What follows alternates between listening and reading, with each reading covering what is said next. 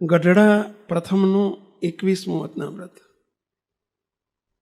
મહારાજ બોલ્યા છે, સર્વે સત્સંગીએ સર્વે વાસના ટાળી અને નિષ્કામ ભક્તિ કરવાની એમાં કહી છે.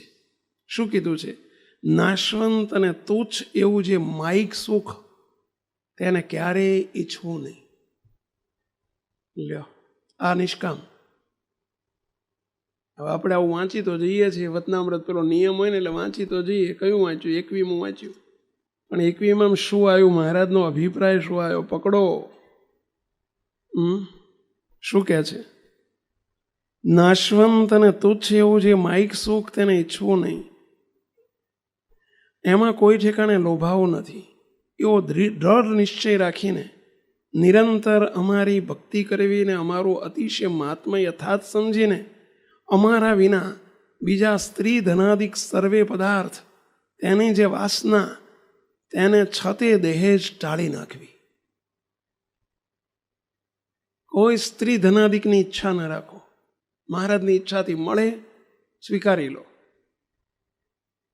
પરંતુ એના માટે લોલુપ ના થાઓ. તો કે પુરુષાર્થ નહીં કરવાનો? પુરુષાર્થ કરો. મહારાજ કે દ્રવ્ય ઉપાર્જન માટે પુરુષાર્થ કરો, પરંતુ ગઈ વખતે બાપાશ્રીની વાતમાં આવી દઉં, સુખે ભગવાન ભજાય એવો પુરુષાર્થ કરો. સુખે ભગવાન ભજાય એવું કરો. ભગવાન ભૂલી જવાય ને લોલુપ થઈને મંડ્યા રહીએ અને એક કર્યું ને બીજું કર્યું, એ દુઃખદાયી જ છે. આગળ જતાં હેરાન જ થવાનું છે. ખૂંચાતા જ જવાના. શું કરવા નકામા હાથે કઈને ખૂંચાવો છો? રોટલાથી વિશેષ જોતું નથી. અને શાના માટે? અને એના માટે પછી ઉધામાં માર્યા જ કરીએ આપણે. દેવા કરીને ધંધો કરો, દેવું કરીને આ કરો. દેવાદાર જેવો કોઈ દુઃખી નહીં. બોલો, આ દુનિયામાં દેવાદાર જેવો કોઈ દુઃખી નહીં. કઠિયારાને એની પત્નીએ પૂછ્યું કે બાજુના ઘરમાંથી ઓછીનું લાવી આપું? શું જવાબ આપ્યો? નહીં, 3 દિવસ ભૂખ્યા રહ્યા તો આ ચોથે દિવસે ભૂખ્યા રહેશો, પરંતુ ઓછીનું નથી લાવવું.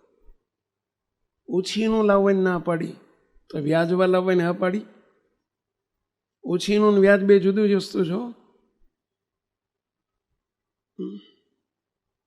મહેરબાની કરીને એવા ઉધામાં ના મારો પ્લીઝ.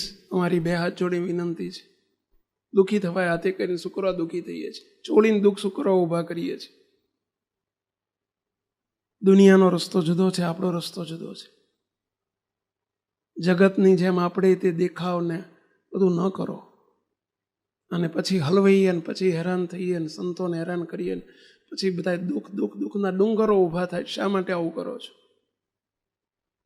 2 રોટલીથી 4 રોટલીથી વધુ ખવાતું નથી. શું કરવા હાય કરો છો? શાંતિ રાખો ને, ભગવાનમાં જોડાવ ને. દુનિયાનો માર્ગ આખો જુદો છે, આપણો માર્ગ આખો જુદો છે.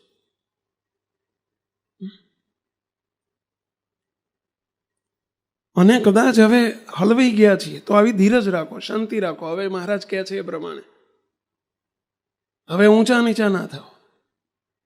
મહારાજ ઉપર વિશ્વાસ રાખો, ભજન કરો, મહારાજને રાજીપાની પ્રાર્થના કરો, પણ દુઃખી ના થાઓ.